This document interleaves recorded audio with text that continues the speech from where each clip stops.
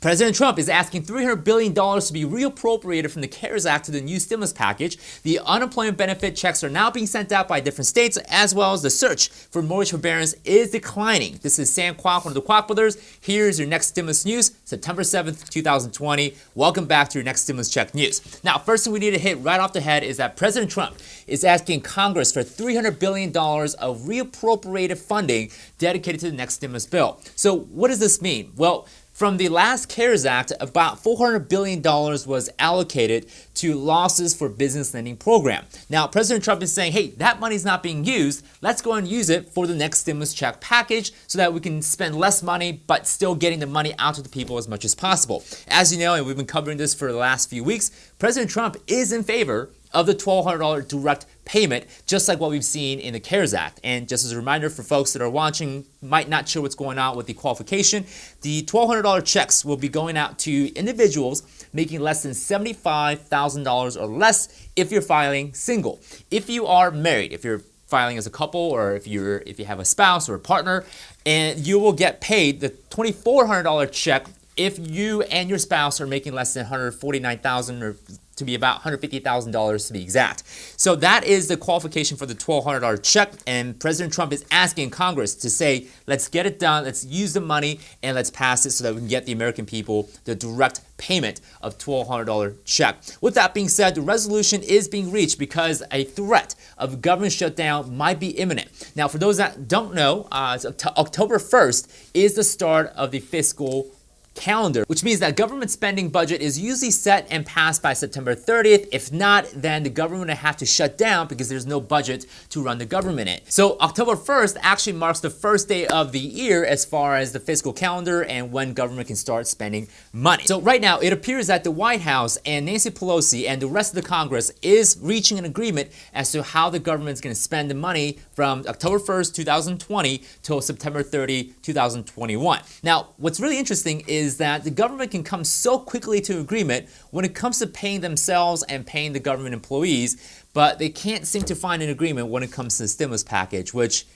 leads me to scratching my head sometimes. But either way, that's what's happening. That's some good news, but we are expected to see a new proposal being proposed by the Senate Republican side. Speaking of which, the Senate will be back in session starting tomorrow, and they will be in session till September 14th. So lots of coronavirus stimulus package to be talked about, and we may see a proposal that may or could pass by Friday, if not early next week. With that being said, this week is going to contain a lot of updates and a lot of new developments, so that's a reason why you should definitely subscribe to our channel if you guys haven't and get the latest news that you guys need to stay ahead of the stimulus package. Now, moving over to the unemployment news, these are the states that have started paying out the extra $300 a week of unemployment benefit check. We got Alabama, Arizona, California, surprisingly made it to the list, Idaho, Iowa, Louisiana, Massachusetts, Minnesota, Missouri, Montana, North Carolina, and Texas are all the states that have started paying out the $300 a week of unemployment. Now, the remaining states are still gearing up, and it may be a couple of weeks until they start making those payments out. Now, of course, there are states that have been approved by FEMA to pay out the $300 a week of unemployment, but they haven't so, and they won't start till October of 2020, which in my opinion, that takes quite a bit of long time, and there's a lot of people right now that absolutely need the $300 a week of unemployment, which may not seem like a lot, but it can definitely make a difference if there are folks that are just getting by. Now, a lot of the states are going to be paying out within the next few weeks, but there are a few exceptions that are paying out October 2020. I'll keep you guys updated as far as which states are paying out and which states have not yet paid out. Keep you guys updated. Now, just to remind you guys that 48 states have been approved by FEMA for the unemployment extension of $300 a week. Nebraska will plan to apply, a little late to the game, but they are still thinking about applying.